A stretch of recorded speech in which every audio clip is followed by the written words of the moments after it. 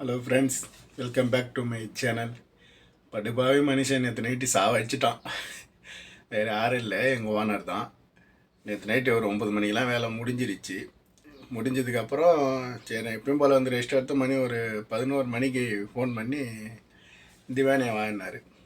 போனால் அவங்க ஃப்ரெண்டுங்க ஒரு ஆளாக வர ஆரம்பித்தான். எனக்கு நேற்று நைட்டு வந்து இந்த சகர் சாப்பாடுன்னு சொல்லுவாங்கள்ல, விடியாகாலம் சாப்பிடுவாங்களே, அது வந்து எங்கள் வீட்டில் சாப்பிட்டாங்க. ஐயோ, இந்த சீசாவை ரெடி பண்ணி கால் வழியே வந்துடுச்சு, நடக்கவே முடியல.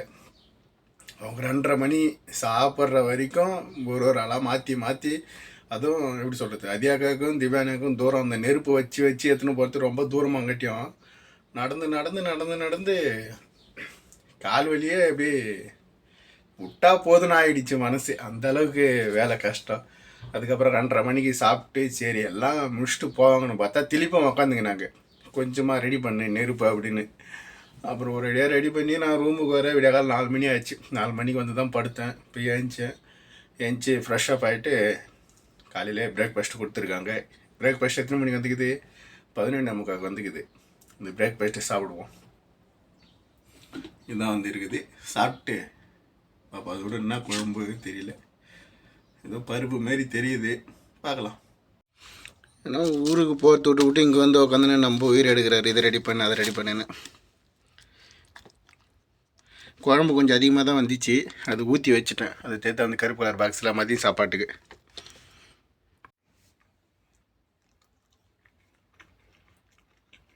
ஆஹா,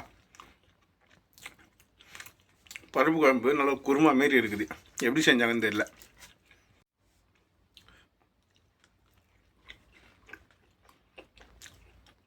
உண்மையிலே சாப்பிட தரமாக இருக்குது.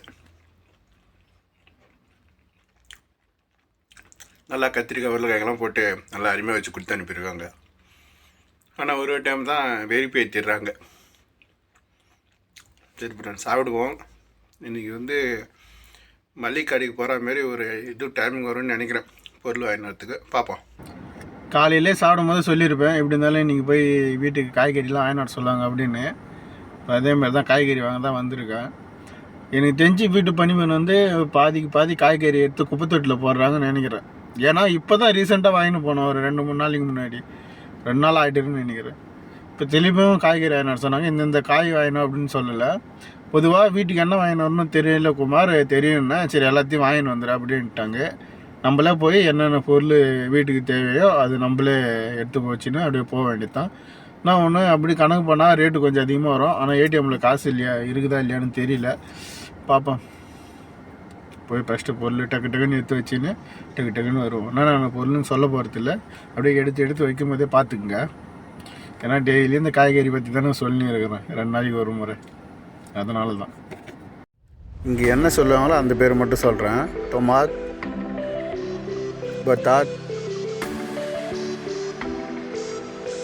பசால், பூசா,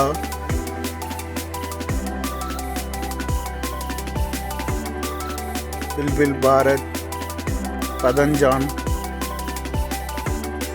வரகார், கியா, கூஸ்பரா பக்தோனஸ், லெமன், ஜித்தா, ரமான்,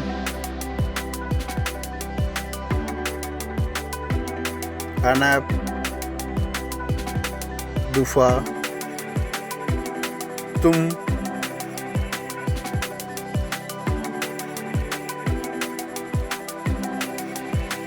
बेद,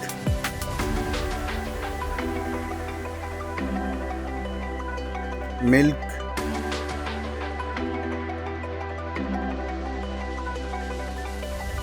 लबना, जुबन ग्लास,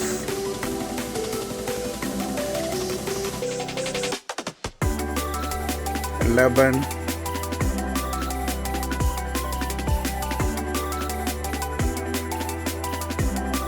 ரோப். இது மொத்த பொருளோட ரேட்டு 26 தினார் 190 பில்ஸ். நம்பூர் காசுக்கு 7393 ரூபா. மதியம் அந்த பொருளெல்லாம் வாங்கி வச்சேன். அப்புறம் 1 மணி நேரம் ரெஸ்ட் எடுத்தேன். அப்புறம் 6 மணிக்கு போய் சீசா ரெடி பண்ணி கொடுத்தேன். இப்போ தான் ரூமுக்கு வந்தேன். வந்து கொஞ்ச நேரம் செல்லு யூஸ் பண்ணியிருந்தேன். அதுக்கப்புறம் சாப்பாடு கொடுத்தாங்க, சாப்பிட்டேன். இன்றைக்கி வேலை முடிஞ்சிருச்சு சிறப்பாக முடிஞ்சிருச்சு. கொஞ்சம் கஷ்டமாகவும் முடிஞ்சிருச்சு. ஏன்னா சீசா கொஞ்சம் அதிகமாக குடிச்சிட்டார் ஓனர் இன்னைக்கு. அதுதான் கொஞ்சம் சிக்கல். சரி ஃப்ரெண்ட்ஸ், இன்றைக்கி டியூட்டி முடிஞ்சிருச்சு. தூங்க வேண்டியது தான். நாளைக்கு வீடியோவில் சந்திப்போம். மறக்காமல் வீடியோ நல்லா இருந்தால் உங்கள் ஃப்ரெண்டுங்களுக்கு ஷேர் பண்ணி கொஞ்சம் சப்போர்ட் பண்ணுங்கள். தேங்க்யூ.